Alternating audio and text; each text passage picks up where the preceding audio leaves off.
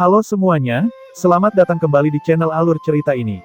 Sebelum kita mulai jangan lupa untuk tekan tombol like dan subscribe, agar kalian bisa selalu update cerita-cerita seru dan menarik di channel ini. Mari kita game on. Bab 11. Kuil Abadi telah membuat persiapan yang memadai kali ini.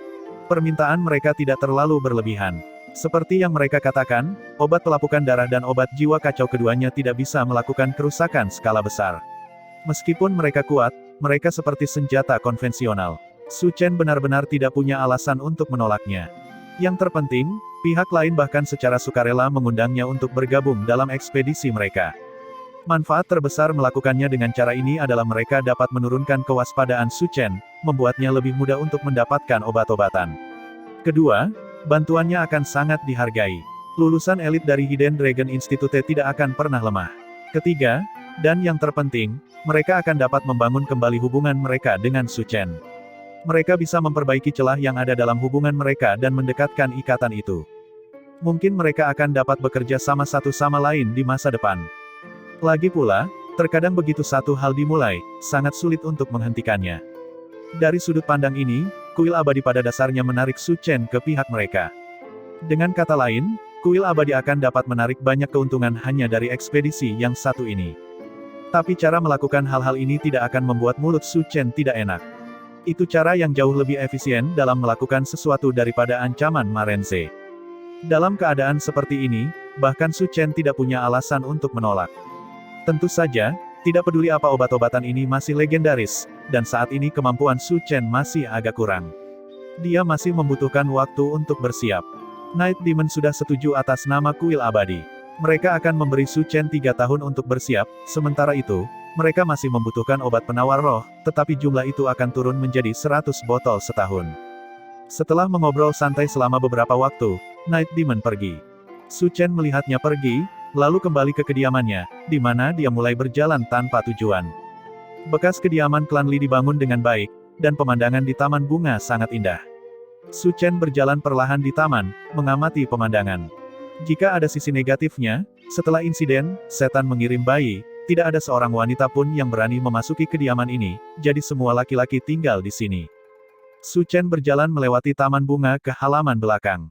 Ada sebuah sumur di halaman belakang. Ini adalah sumur tempat wanita hamil misterius pertama bunuh diri. Karena ada yang meninggal di sini, sumur itu ditinggalkan, dan mulut sumur itu ditutup dengan jeruji besi.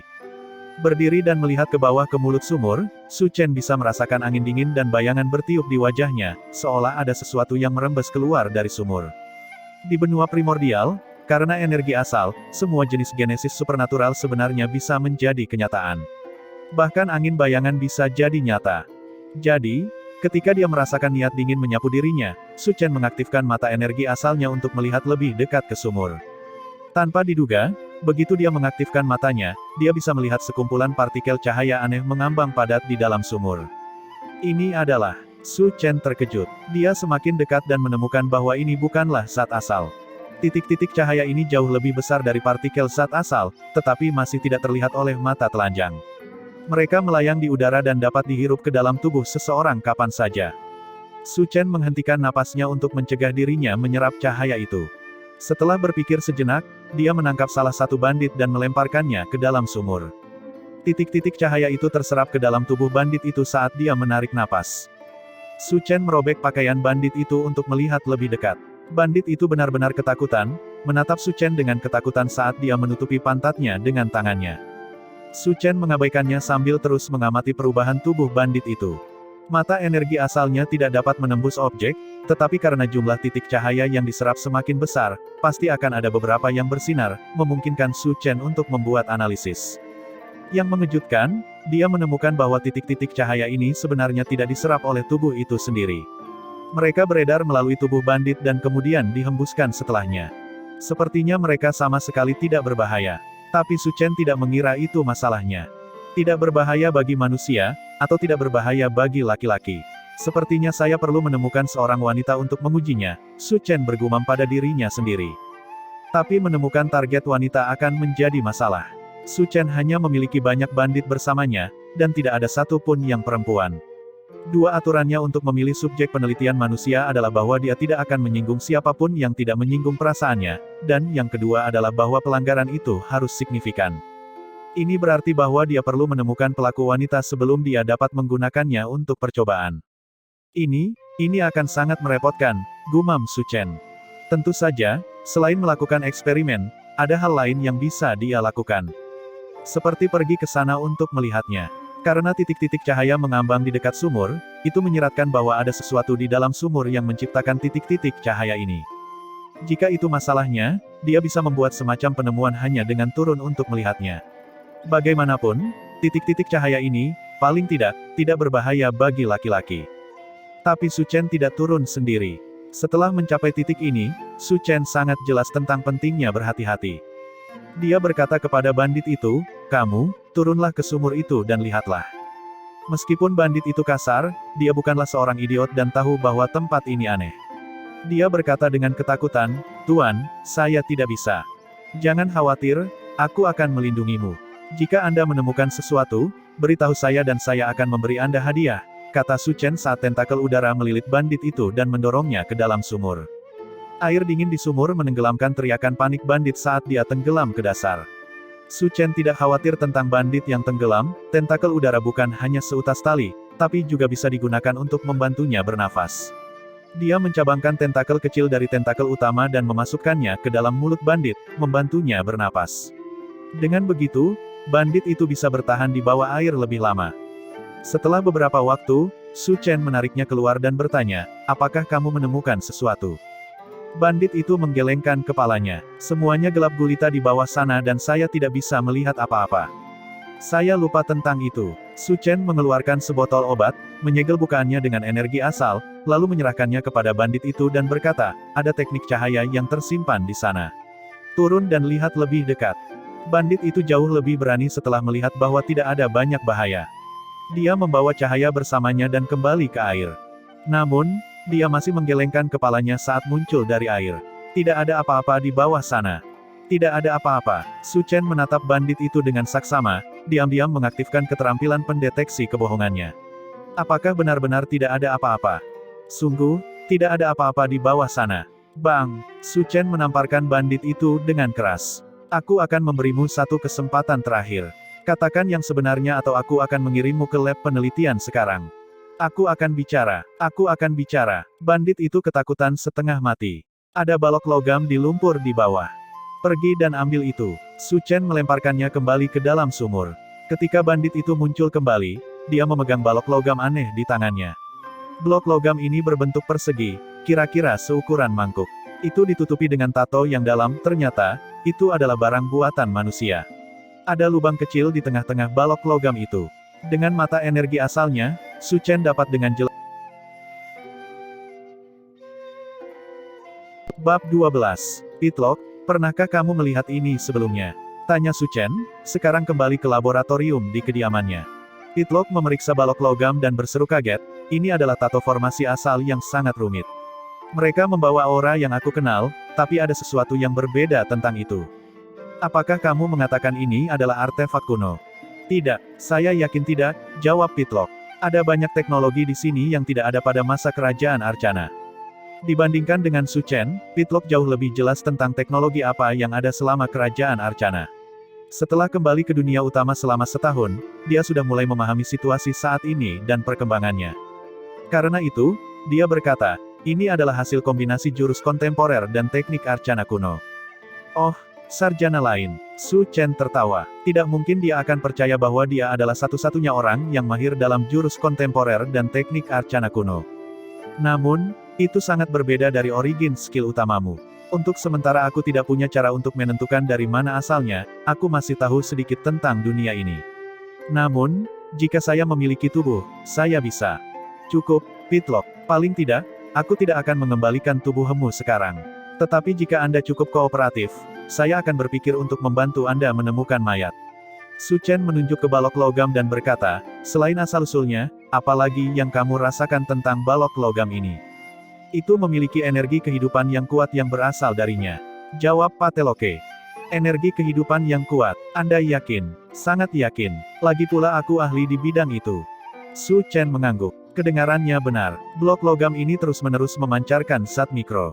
Saya pikir hal ini mungkin bertanggung jawab atas seluruh situasi. Setan mengirim bayi. Mikrosubstansi. Anda yakin tentang itu? Kali ini giliran Pitlock yang merasa kaget. Setelah melihat Su Chen menganggukkan kepalanya dengan percaya diri, Pitlock tiba-tiba menjadi bersemangat. Kontrol mikroskopis. Itu pasti kontrol mikroskopis. Seseorang benar-benar melakukannya. Maksudmu, seseorang benar-benar menciptakan zat ini? Su Chen terkejut. Aku tidak bisa memberitahumu dengan pasti. Jika saya memiliki tubuh fisik, saya akan memiliki beberapa metode untuk memverifikasinya, tetapi saya tidak dapat melakukannya sekarang. Tetapi jika itu benar-benar diciptakan oleh orang lain, implikasinya sangat besar. Mengontrol hal-hal dari tingkat mikroskopis memiliki aplikasi yang tak terhitung banyaknya dan masa depan yang tidak terbatas. Pitlock sangat bersemangat. Dia berteriak pada Su Chen, pikirkan tentang itu. Pada tingkat dasar, semuanya tersusun dari partikel mikroskopis, bahkan energi asal. Jika Anda dapat mengontrol hal-hal pada level ini, Anda memiliki kemampuan untuk menciptakan kehidupan.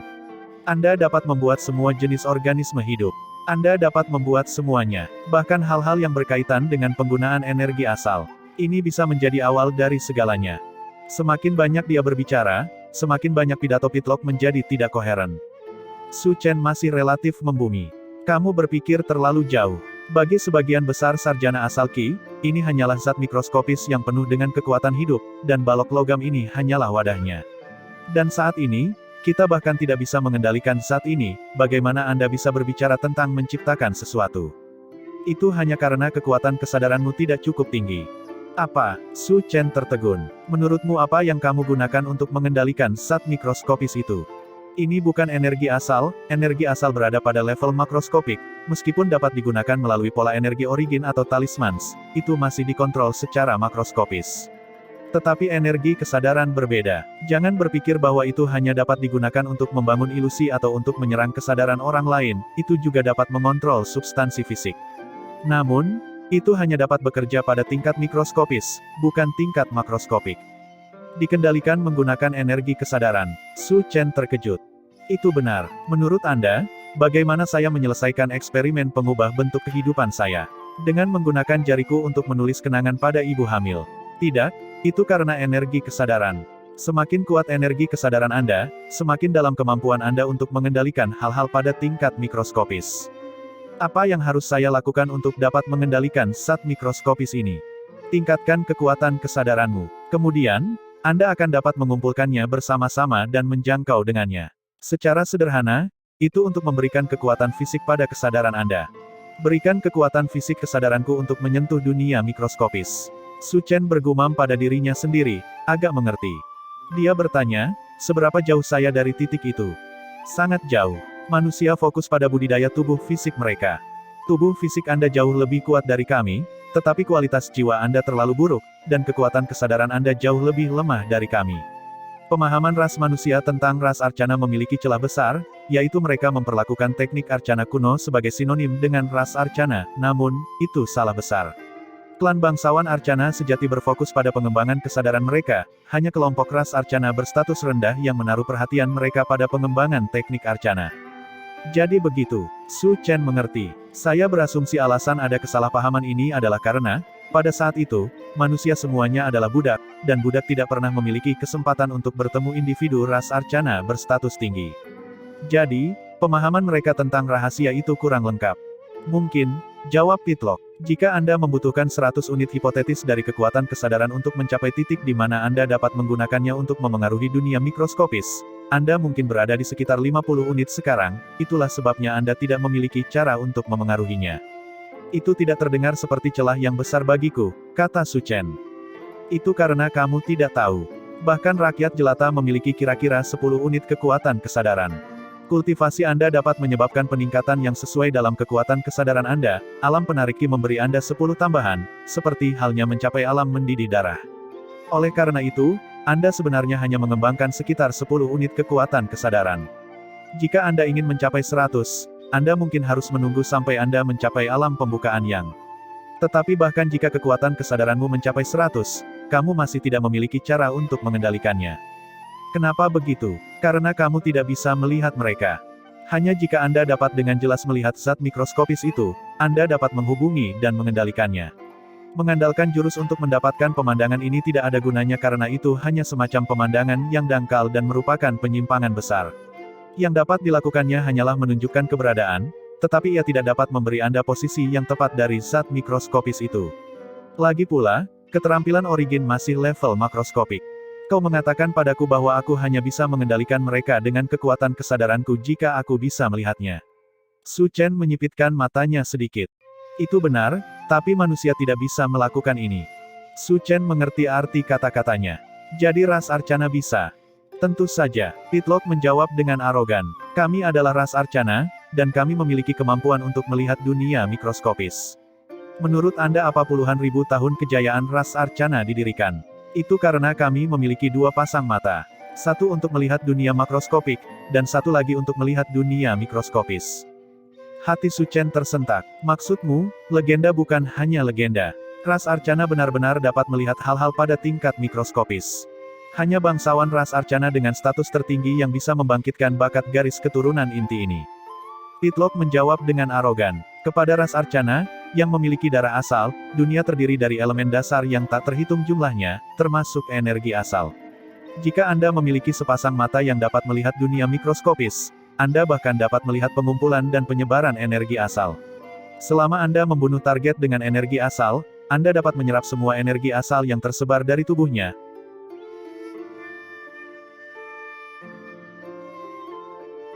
Bab 13. Su Chen menarik napas dalam-dalam, membiarkan keterkejutannya perlahan mereda. Akhirnya, Su Chen berkata, "Begitukah? Sayang sekali. Siapa yang tahu jika masih ada individu ras Arcana yang masih memiliki darah asal yang tersisa di dalamnya. Jika saya dapat menemukan satu dan mencabut mata energi asal mereka dan menggunakannya untuk diri saya sendiri, itu yang terbaik." Karena keadaan emosinya masih bergejolak, Su Chen secara tidak sengaja membuat kesalahan kecil, dia menyebut mata mikroskopis itu sebagai mata energi asal karena kebiasaan. Pitlock tidak memperhatikan ini. Dia menggelengkan kepalanya, saya tidak berpikir masih ada individu ras Arcana dengan darah asal yang masih ada di dalamnya. Yang terkenal semuanya telah mati, jika tidak, salah satu dari mereka dapat membawa perubahan besar pada struktur dunia ini. Pikirkanlah, instrumen ekstraksi garis darah, kuil energi asal, instrumen konverter kesadaran, inti sark semuanya adalah harta berharga bagi ras cerdas. Ini semua adalah gagasan dari Master Arcana yang berbeda dengan darah asal. Jika satu saja masih ada, dia pasti akan mengubah dunia. Ubah dunia, Su Chen bergumam pada dirinya sendiri, ekspresi aneh muncul di wajahnya. Ya, saya pikir itu juga akan terjadi. Dia melirik Pitlock. Mari berhipotesis sejenak. Jika masih ada individu ras darah asal Arcana yang tersisa, apakah menurut Anda saya akan dapat menggali matanya dan mentransplantasikannya sebagai milik saya? Tentu saja tidak, jawab Pitlock. Komposisi kehidupan sangat kompleks, bagaimana mungkin metode sederhana dan biadab seperti itu berhasil? Jika Anda memotong lengan seseorang dan memberikannya kepada orang lain, apakah lengan itu dapat menempel dengan sendirinya? Tentu saja tidak. Tidak, kecuali pihak lain memiliki semacam jurus yang memungkinkan mereka mengasimilasinya. Itu benar, dan mata adalah masalah yang lebih rumit. Di mana Anda mendapatkan ide untuk mencabut mata individu ras darah asal Arcana untuk memberikan diri Anda pemandangan mikroskopis ini? Itu ide yang bodoh. Kamu bukan orang bodoh, kata Pitlock, agak bingung. Bukan hal yang buruk untuk menjadi sedikit bodoh dari waktu ke waktu, jawab Su Chen dengan acuh tak acuh. Dia tidak mengatakan apa-apa lagi, malah menundukkan kepalanya untuk memeriksa balok logam itu lagi. Tiba-tiba, dia memikirkan sesuatu. Dia tidak memiliki kekuatan kesadaran yang cukup saat ini, tetapi bukankah dia memiliki banyak obat penawar roh di tangan? Spirit Sobering Medicine terutama digunakan untuk merangsang dan memulihkan kekuatan kesadaran seseorang, bertindak sebagai layar pelindung. Namun, selama proses stimulasi, itu juga akan meningkatkan kekuatan kesadaran seseorang. Tetapi karena obat-obatan ini terlalu mahal, puluhan ribu untuk satu botol, dia tidak pernah berani menggunakannya sendiri. Dia hanya membutuhkan terlalu banyak sumber daya untuk eksperimennya. Tapi sekarang, dia kekurangan kekuatan kesadaran, jadi Su Chen diingatkan tentang mereka. Syukurlah, kuil abadi baru saja mengubah tuntutan mereka dan mereka membutuhkan lebih sedikit botol obat penawar roh. Karena itu, dia diberi sedikit lebih banyak ruang untuk bekerja. Sedikit lebih banyak ruang untuk bekerja, ini menguntungkannya, itu sempurna bisa dia gunakan untuk meningkatkan kekuatannya sendiri. Setelah memikirkan hal ini, Su Chen segera mulai meramu lebih banyak obat sobering roh. Setelah meramu hampir 1000 obat penguat roh, Su Chen sudah begitu akrab dengan membuatnya sehingga dia bisa melakukannya dengan mata tertutup. Tidak lama kemudian, Spirit Sobering Medicine telah selesai. Su Chen memiringkan kepalanya ke belakang dan menelannya. Obat pengut roh dapat memulihkan kekuatan kesadaran seseorang, melindungi pikiran mereka, secara permanen meningkatkan kekuatan kesadaran seseorang, dan sejumlah efek lainnya. Namun, untuk Su Chen hanya menggunakannya untuk meningkatkan kekuatan kesadarannya cukup boros. Saat Spirit Sobering Medicine mulai bekerja, kekuatan kesadarannya benar-benar meningkat. Tentu saja, peningkatan ini hanya bersifat sementara, begitu kekuatan obat mereda, sebagian besar peningkatan akan hilang, dengan hanya sedikit jejak yang tertinggal. Tapi Su Chen tidak keberatan. Yang dia inginkan hanyalah peningkatan sementara ini. Su Chen mengujinya dan menemukan bahwa meskipun kekuatan kesadarannya telah meningkat, dia masih jauh dari mencapai titik di mana dia bisa memberikan substansi fisik. Karena itu, dia menelan 2 obat kesadaran lagi. Dia meminum 3 vial Spirit Sobering Medicines, pada dasarnya memperdagangkan 100.000 origin seton untuk periode kebahagiaan yang singkat. Namun Su Chen tidak keberatan sama sekali. Saat dia terus-menerus mengubah dan menyerap kekuatan obat, membiarkannya meresap ke dalam pikirannya dan memperkuat kesadarannya, Su Chen bisa merasakan pikirannya menjadi lebih jernih, dan bahkan penglihatannya tampak semakin tajam. Jadi, meningkatkan kekuatan kesadaranmu dapat memberikan efek seperti ini, gumam Su Chen. Dia bisa merasakan kemampuannya untuk berpikir dan melihat keduanya meningkat secara dramatis. Tidak heran para Master Arcana itu semuanya adalah penemu hebat, kebijaksanaan dan pemahaman mereka yang mendalam tentang alam tidak hanya mengandalkan mata mikroskopis mereka tetapi lebih pada kesadaran mereka yang kuat. Setelah menelan ketiga vial Spirit Sobering Medicine, Su Chen mencoba lagi untuk meregangkan kesadarannya. Kali ini, dia bisa merasakan kesadarannya membentuk sulur saat mereka menjangkau melalui udara. Su Chen mengendalikan sulur kesadaran itu dan membiarkan mereka perlahan memasuki balok logam. Seolah-olah pandangannya bisa membelok di sekitar sudut, dia bisa melihat bahwa di dalam balok logam itu ada ruang terisolasi yang dipenuhi titik-titik cahaya hitam. Namun, karena balok logam tersebut telah mengalami degradasi dari waktu ke waktu, lebih dari separuh titik hitam tersebut telah menghilang, dan tidak banyak yang tersisa. Meskipun dia tidak tahu titik-titik cahaya hitam itu, Su Chen masih secara naluriah tahu bahwa dia harus mengumpulkannya secepat mungkin. Dia menarik kembali kesadarannya dan kemudian berdiri di atas balok logam, mulai mencoba membujuk titik-titik cahaya hitam kembali ke dalam balok logam. Namun, titik-titik cahaya ini cukup nakal, meskipun sulur kesadaran Su Chen bisa menyentuh mereka, kendalinya masih agak canggung. Butuh waktu lama sebelum dia akhirnya bisa mengembalikan titik-titik cahaya hitam ke dalam balok logam. Begitu selesai, Su Chen merasa penglihatannya tiba-tiba kabur. Dia tahu bahwa ini karena dia telah menghabiskan terlalu banyak energi kesadarannya. Setelah menelan vial lain dari Spirit Sobering Medicine, Su Chen meninggalkan ruangan. Setiap titik hitam yang hilang di dekat mulut sumur juga perlu diambil kembali. Su Chen memaksa semua titik-titik hitam kembali ke blok logam dengan meminum obat penguat roh itu seperti air. Kemudian, dia menyegelnya kembali dan kembali ke kamarnya. Dia membangunkan kembali Pitlock, yang berteriak kaget begitu dia muncul, bagaimana kekuatan kesadaranmu tiba-tiba meningkat. Oh, saya minum beberapa obat penawar roh, jawab Su Chen. Kamu mencoba mengendalikan zat mikroskopis. Pitlock langsung menebak niat Su Chen. Dia tertawa, sepertinya kamu tidak percaya padaku. Bagaimana hasilnya? Apakah kamu gagal? Su Chen mengangkat bahu. Lagi pula aku tidak kehilangan apapun. Paling tidak, kekuatan kesadaranku sendiri meningkat. Itu benar, peningkatan kekuatan kesadaran sangat berguna. Paling tidak, Anda tidak perlu terlalu khawatir tentang rebound yang mungkin terjadi saat menggunakan Fata Morgana di masa mendatang.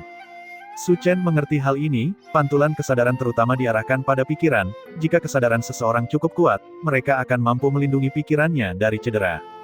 Fata Morgana adalah gerakan tipe kontrol yang sangat kuat, tetapi Su Chen menggunakannya dengan hemat karena pantulan yang mungkin terjadi jika dia gagal.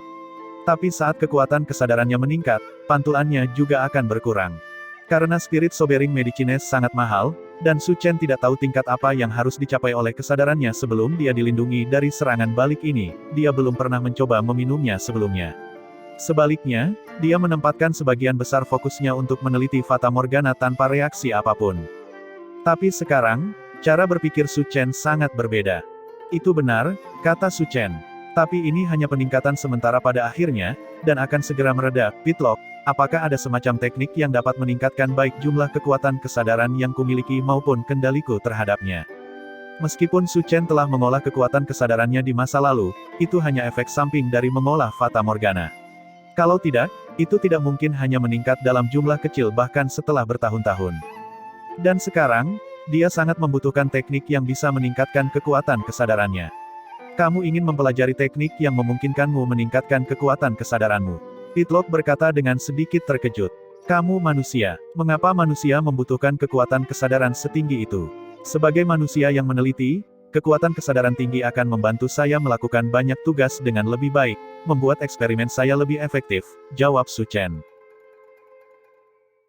Bab 14. Pitlock berpikir sejenak, lalu bertanya, teknik penguatan kesadaran seperti apa yang ingin kamu pelajari? Saya perlu mengingatkan Anda bahwa ada banyak arah yang dapat Anda kembangkan, tetapi begitu Anda memilih, Anda tidak akan dapat mengubahnya. Misalnya, beberapa teknik kesadaran akan membuat Anda lebih cocok untuk serangan kesadaran.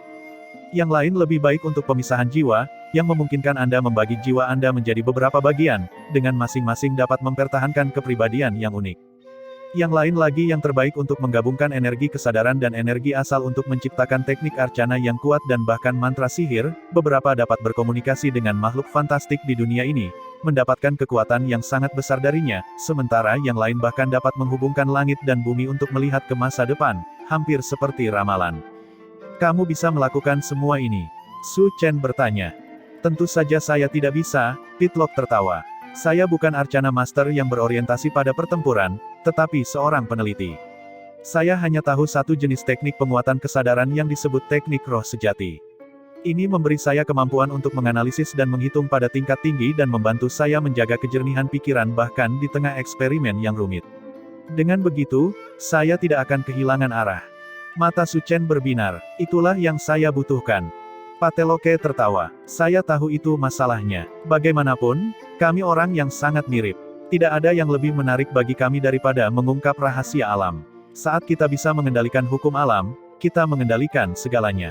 Karena Anda menginginkannya, anak muda, saya akan mengajarkannya kepada Anda. Saat dia berbicara, dia mengarahkan jarinya ke Su Chen. Su Chen menurunkan penghalang ke jiwanya, membiarkan banjir kenangan masuk. Matanya terus-menerus melesat ke belakang di balik kelopak matanya yang tertutup rapat. Setelah sekian lama, dia membuka matanya. Jadi itu teknik roh sejati. Saya mengerti sekarang. Ini benar-benar teknik kesadaran yang luar biasa. Itu adalah teknik kesadaran favorit setiap arcana master yang berbakat, Pitlock menekankan. Pada hari-hari berikutnya, Su Chen tetap tinggal di Istana Su. Jika dia tidak melakukan eksperimen, dia berkultivasi. Hari ini, Su Chen sedang berkultivasi di ruang kultivasinya. Di permukaan, sepertinya dia tidak melakukan apapun selain duduk diam dan bermeditasi. Tetapi jika Anda memfokuskan penglihatan Anda atau menggunakan semacam jurus yang dapat meningkatkan penglihatan Anda akan melihat untaian tipis keluar dari tubuh Su Chen, menari di udara seperti ribuan tentakel. Untaian tipis ini membentuk penghalang unik di sekitar Su Chen, menghalangi bahkan setitik debu dan mencegahnya mendekat. Tubuh Su Chen telah menjadi tempat di mana debu pun tidak bisa masuk. Mungkin karena dia merasa pelatihan ini tidak cukup, Su Chen tiba-tiba mengulurkan tangan dan mengambil segenggam tepung dari kantong terdekat dan melemparkannya ke udara. Tepung itu melayang turun, mendarat di sulur kesadaran. Akhirnya, sebagian besar tepung telah tertahan oleh penghalang. Namun, sejumlah kecil tepung berhasil melewati jaring, mendarat di bahu dan tubuhnya Su Chen. Bercak putih dari tepung muncul di sekujur tubuh Su Chen. Ketika semua tepung telah mendarat, sulur kesadaran menghilang. Su Chen menghela nafas panjang, mengambil spirit sobering medicine dan menenggaknya dalam tegukan. Energi kesadaran yang dia keluarkan segera pulih. Meskipun sesi latihannya singkat, Su Chen telah menghabiskan cukup banyak energi kesadaran. Namun, teknik kultivasi yang diberikan Pitlock kepadanya cukup bagus. Dengan upaya hanya beberapa hari, kendali Su Chen atas energi kesadarannya telah meningkat secara nyata. Tentu saja, ini karena Su Chen juga mendapat dukungan dari spirit sobering medicines. Obat-obatan yang menyejukkan roh ini, bersama dengan teknik roh sejati yang telah diberikan Pitlock kepadanya, menyebabkan kendali Su Chen atas kekuatan kesadarannya meningkat pesat. Pitlock juga memberinya cara untuk memperkirakan kekuatan kesadarannya. Ketika dia menggunakannya pada dirinya sendiri saat ini, dia telah mengambil 50 unit kekuatan aslinya hingga menjadi 100. Akhirnya, Saya telah mencapai 100 unit, desah Su Chen. Ini cukup perbaikan. Dari jumlah tersebut, 30 unit berasal dari peningkatan permanen dalam kekuatan kesadaran yang dianugerahkan oleh Spirit Sobering Medicines, sementara 20 lainnya adalah campuran penggunaan obat untuk memulihkan dan mengembangkan teknik roh sejati. Namun, peningkatan pesat dalam kekuatan kesadaran ini datang dengan biaya sejumlah besar uang. Terlepas dari 4 obat yang diminum Su Chen pada hari pertama, Su Chen meminum tambahan 11 botol obat penawar roh. Dengan kata lain, dia telah menghabiskan lebih dari 500.000 batu asal hanya dalam beberapa hari. Meskipun metode ini cukup efektif, itu tidak berkelanjutan dan tidak dapat digunakan sering, desah Su Chen dengan beberapa penyesalan. Untungnya, tujuannya hanyalah untuk meningkatkan kekuatan kesadarannya sendiri menjadi 100 unit.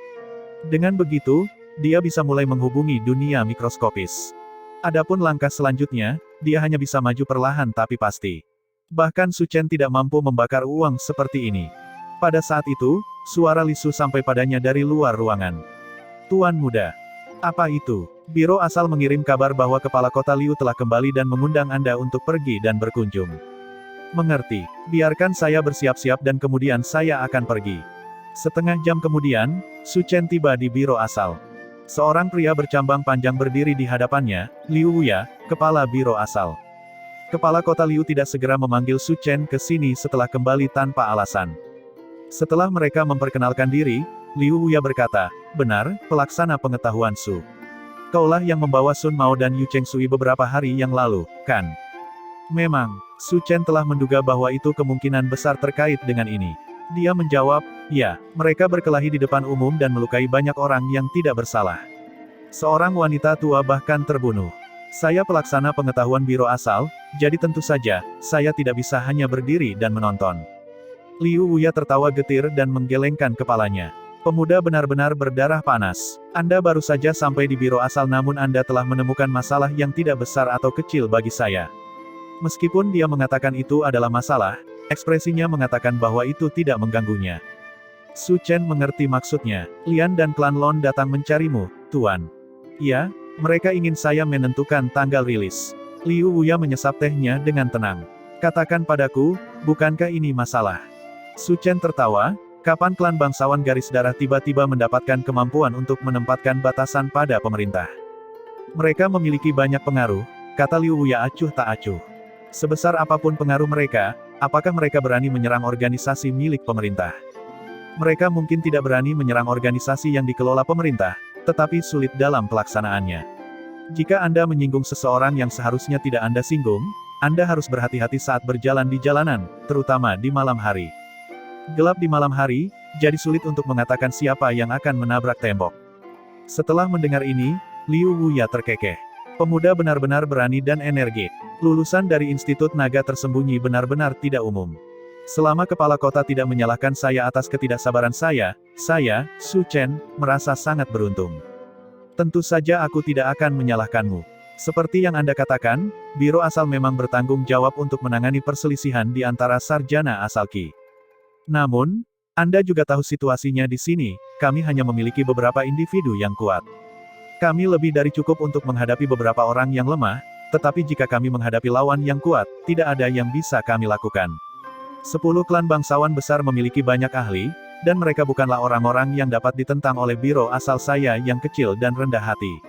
Oleh karena itu, saya dapat memahami mengapa Anda melakukan apa yang Anda lakukan, tetapi saya harap Anda dapat memahami mengapa saya melakukan apa yang saya lakukan. Mengerti apa yang dilakukan kepala kota? Su Chen bertanya. Liu Wuya menghela nafas dan meletakkan cangkir tehnya. "Karena kita sudah bertemu, pelaksana pengetahuan Su, kamu boleh pergi. Jaga dirimu, dalam perjalanan kembali."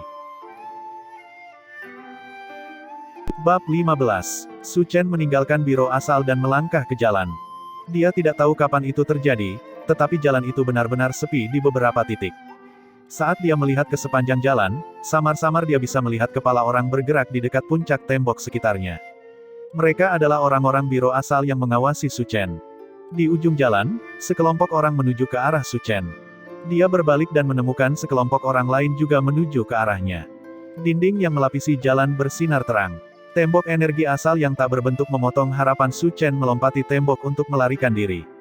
Semua kemungkinan rute pelariannya terputus. Tidak ada tempat di mana dia bisa lari. Su Chen berdiri diam. Seorang pemuda memimpin salah satu kelompok berjalan ke arahnya. Ada orang lain yang mengikuti di belakangnya. Itu adalah Sun Mao, yang sekarang hanya memiliki satu tangan tersisa. Pria muda itu tertawa, "Pelaksana pengetahuan Su. Izinkan saya memperkenalkan diri karena ini adalah pertemuan pertama kami. Aku, hambamu yang rendah hati, adalah Long Xiaoyou, Tuan Muda Klan Long. Meskipun ini adalah pertemuan pertama kami secara langsung, saya telah mendengar nama pelaksana pengetahuan Su sebelumnya. Bagaimanapun, saya membiarkan pelaksana pengetahuan Su memiliki istana tua klan Li di luar kota." Su Chen tertawa, "Kamu membiarkanku memilikinya. Maaf, menurut pandangan saya adalah seseorang bersaing dengan saya atas tempat tinggal itu, memaksa saya untuk menghabiskan 5.000 tael emas ekstra." Ekspresi Long Xiaoyou tenggelam. "Itulah tepatnya yang ingin saya katakan. Sialan, kamu ingin bertarung denganku karena tempat tinggal yang telah dikuasai setan. Awalnya, saya ingin mengobrol ramah dengan pelaksana pengetahuan Su begitu pelaksana pengetahuan Su datang. Jika pelaksana pengetahuan Su bijaksana, saya tidak keberatan memberikan tempat tinggal pelaksana pengetahuan Su itu sebagai hadiah. Tetapi bahkan sebelum kami bertemu, pelaksana pengetahuan Su menangkap salah satu pelayan klan saya dan bahkan merusak lengannya. Sekarang, kita harus melunasi hutang lama dan baru sekaligus." "Oh, bagaimana Anda berencana untuk menyelesaikannya?" Su Chen bertanya. "Barang-barang yang kamu bawa akan menjadi miliknya, sedangkan orangmu menjadi milikku." Dia berbalik dan menemukan seorang wanita berpakaian merah melangkah ke arahnya. Ada seseorang yang mengikutinya juga, Yu Chengsui. "Saya dipanggil Lian Jiao. Jangan salah paham." Dia berhenti beberapa meter darinya, cambuk tali di tangannya. Su Chen berkata dengan acuh tak acuh, "Saya mendengar bahwa klan Lian memiliki teknik rahasia yang memperbudak manusia yang hidup dan dapat mengendalikan mereka. Namun, mereka yang diperbudak menjadi seperti mayat, gerakan mereka lamban, dan mereka kehilangan kemampuan untuk berpikir sendiri, secara drastis mengurangi kekuatan tempur mereka. Sepertinya itulah kebenarannya." Lian Jiao tertawa, "Keterampilan investigasi Anda cukup terpuji. Jangan khawatir, selama Anda berperilaku baik, itu bahkan mungkin berhasil." "Jadi tidak dijamin berhasil. Sungguh teknik rahasia yang mengerikan." Su Chen tertawa. Ekspresi Lian Jiao merosot. "Kamu akan tahu bagaimana rasa teknik rahasia kami setelah kamu mengalaminya sendiri." Mengapa terus membuang kata-kata padanya? Long Xiaoyou mendengus. "Jika dia tidak mau, maka lupakan saja. Ayo bergerak." Saat dia berbicara, dia melambaikan tangannya. Sekelompok besar penjaga bayaran yang dibawanya mulai bergerak maju. Meskipun penjaga yang disewa ini hanya dari ranah body tempering, mereka memiliki keunggulan jumlah. Juga tidak ada kekurangan sarjana alam penarik ki yang hadir juga. Ada juga setidaknya 6 kultivator alam mendidih darah yang hadir. Ketika dipasangkan dengan sekelompok besar orang, terbukti bahwa mereka memperlakukan Su Chen dengan sangat hati-hati. Meski begitu, Su Chen masih tertawa. Dia berkata, "Jika kamu bisa menangkapku, maka kamu bisa membagiku." Saat dia berbicara, dia mengeluarkan sebotol obat dari dalam cincin asalnya dan menghancurkannya di tanah. Ledakan, gumpalan asap dan kabut segera menyelimuti Su Chen serta sekitarnya.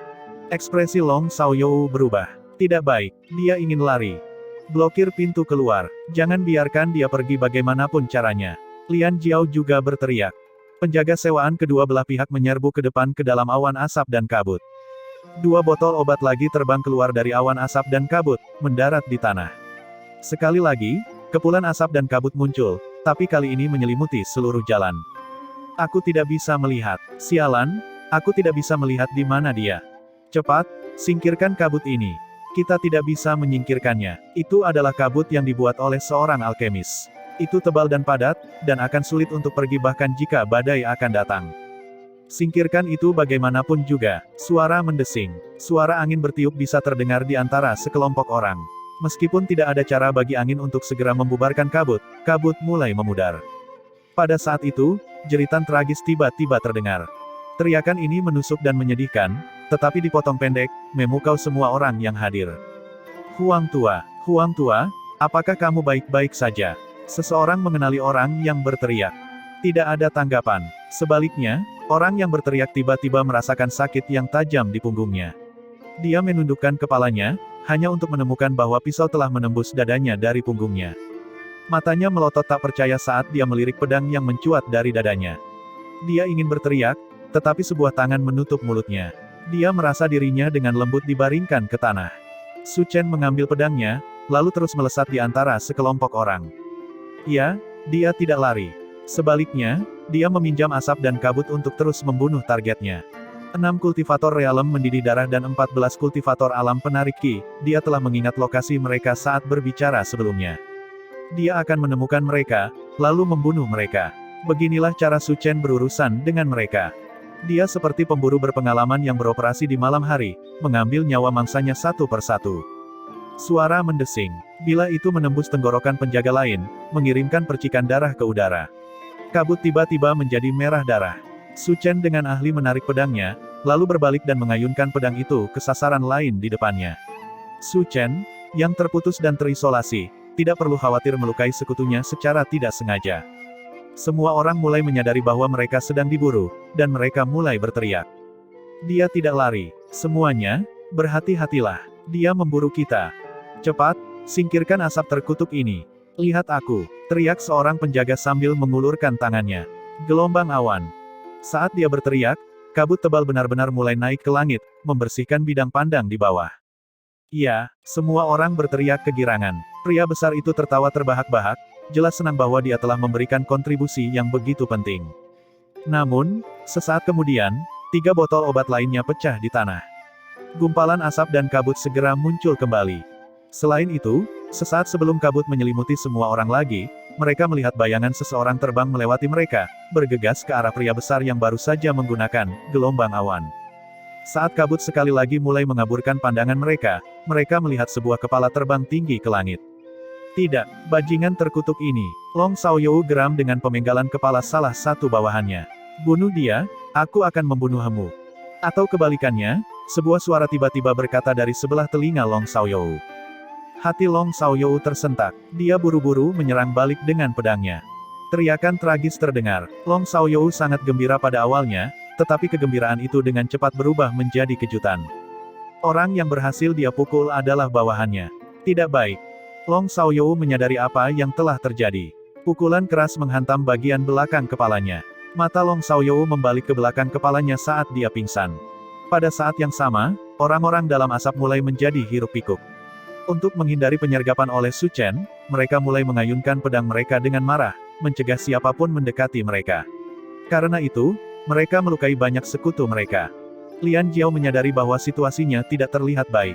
Dia berteriak, mundur, ayo pergi dari sini. Kamu tidak kemana-mana. Suara sedingin es Su Chen sampai padanya. Teriak Lian Jiao saat dia menyerang. Dengan serangkaian gerakan, gelombang energi mulai melonjak di sekelilingnya, tapi yang bertemu dengannya adalah lautan api yang menderu-deru dan menutupi pandangannya. Akhirnya, kabut menghilang. Orang-orang yang masih berkelahi di jalanan juga mulai berhenti. Apa yang muncul di depan mata mereka adalah pemandangan mayat berserakan di tanah. Yang terburuk, Long Xiaoyou dan Lian Jiao telah menghilang.